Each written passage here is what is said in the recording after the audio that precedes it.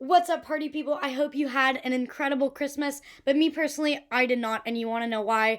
I went to the Christmas Day Lakers game, and it made me realize that I should have asked for Darvin Ham to be fired for Christmas. Frank Vogel was fired for so much less, and right now, Ham is making some absolutely insane rotational and coaching decisions that I just cannot wrap my head around. So, I'm Jaya Tewari with Lakers Digest, and without further ado, let's discuss why Darvin Ham needs to be fired.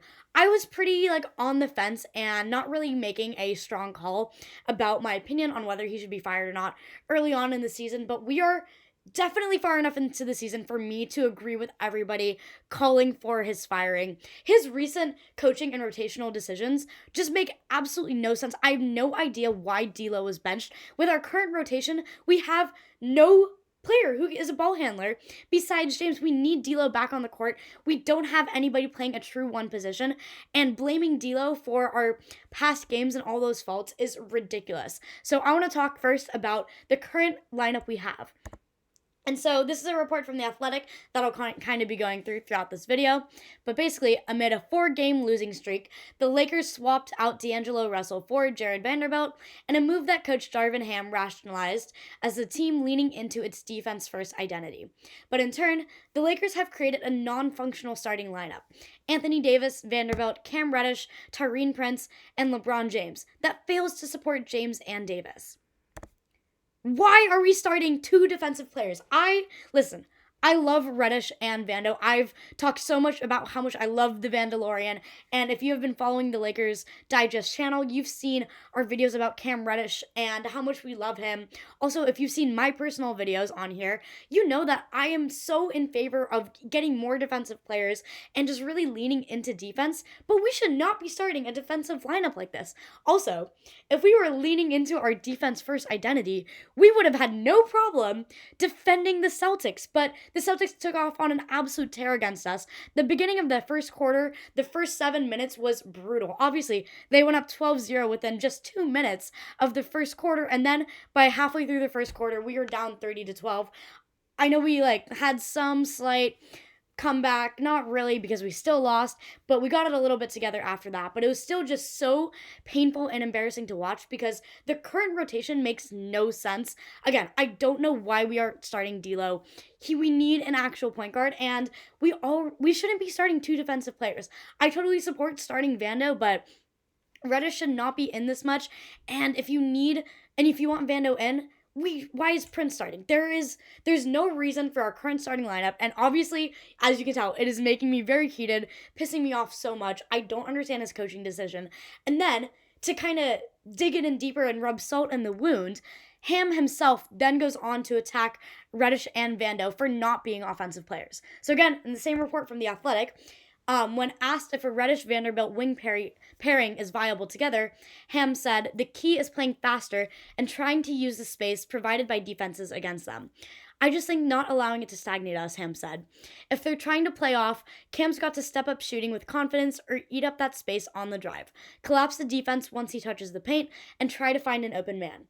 Same thing for Vando. The ball hits him, you just can't hold it and be confused. You gotta move on to the next thing, whether it's a pitch ahead and hit its teammates, dribble handoff, or shot goes off.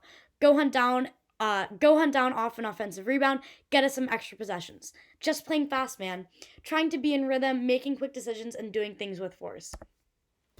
You're blaming these players for doing something that they're not built to do when you started them. Darvin Ham, what are you doing? If you want players who can play offensively, don't start two defenders. I don't understand why this is happening. And then when we were down against the Celtics, instead of putting in our shooters like Rui and D'Lo and Reaves, instead we just kept playing these defensive players. Why is Prince getting so much playing time over somebody like Austin Reaves? If you look at our game stats from the game against the Celtics a few days ago, oh my god, I got so angry I almost forgot his name. Taren Prince had 39 minutes, the same as Anthony Davis, when Reaves himself didn't top 30, and D'Angelo barely got, he didn't even get to 20, got under 20, only had 18 minutes. These are players who should be our starters, and instead they are getting the shortest leashes from Darvin Ham, and I don't understand why. He is just so stubborn as a coach, and is just forcing this like random new lineup on us when clearly our old one was working? Why do you think we're losing all these games already? You're not going back to the lineup that works for us. And so there's also this whole issue with this whole leash thing and giving players like Reddish and Taren Prince a longer leash and more leeway on the court.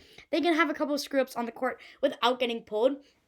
But the second one of our amazing offensive players like Reaves or D'Lo or Rui makes one mistake, they're out immediately. He's having such a short leash with them, and his temper is crazy with some of our main offensive players, and yet he's letting so many other mistakes by our other players slide.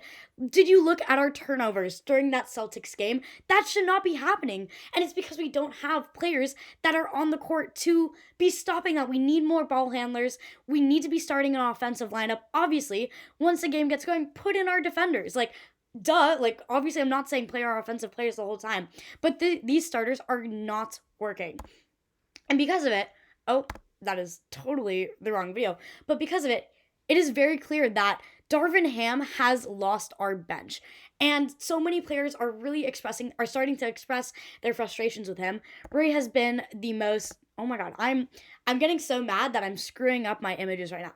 Rui has been the most vocal about having frustrations with his kind of minutes and his like misunderstanding of what his role on the team actually is. His minutes have been fluctuating a ton. And so he told Spectrum Sportsnet that, yeah, I'm just trying to get back to my rhythm. Playing a long time, of course, it's going to help me in the long term. And yeah, today I think defensively was the key for me. We did a pretty good job on Towns, but the other guys on their team were scoring pretty good. I think we fought through the whole game, so it was good. The underlying message here is that you need to give Rui more time in the game for him to warm up and heat up. Obviously not ideal to have a player who needs a few minutes to kind of get into the rhythm, but he is so good.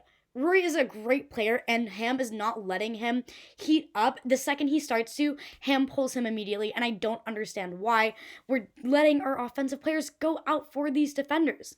And then when you go back to like these defender stats that are getting so much playing time, Vanderbilt hasn't even made a three-pointer in his 10 games this season, and Reddish is shooting 25.9% on threes in December and 30.1% overall. Neither player has gravity, and even though we have Davis shooting the three much better, he's got 50% on his 1.6 attempts per game in December.